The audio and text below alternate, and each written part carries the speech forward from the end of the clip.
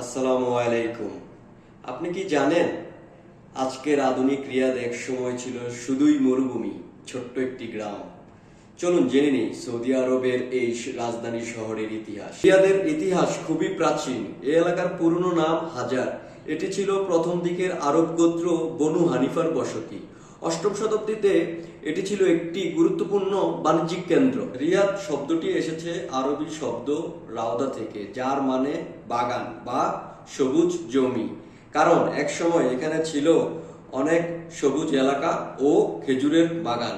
1744 সালে মোহাম্মদ ইবনে সৌদ এবং ধর্মীয় নেতা মোহাম্মদ ইবনে আব্দুল ওয়াহাব মিলে প্রথম সৌদি রাষ্ট্র গঠন করেন। 1818 সালে এটি ধ্বংস হলেও 1902 সালে ইবনে সৌদ রিয়াদ পুনরুদ্ধার করেন, যেটা আজকে সৌদি আরব গঠনের শুরু। 1932 সালে সৌদি আরব প্রতিষ্ঠার পর রিয়াদকে করা হয় রাজধানী। আজকের রিয়াদ হলো একটি আধুনিক মহানগর, বিশাল building, 5 star hotel, metro system এবং সরকারি দপ্তরের কেন্দ্র। এটি এখন শুধু সৌদি আরবের প্রশাসনিক নয়, বরং অর্থনৈতিক ও প্রযুক্তির হাব হয়ে উঠেছে।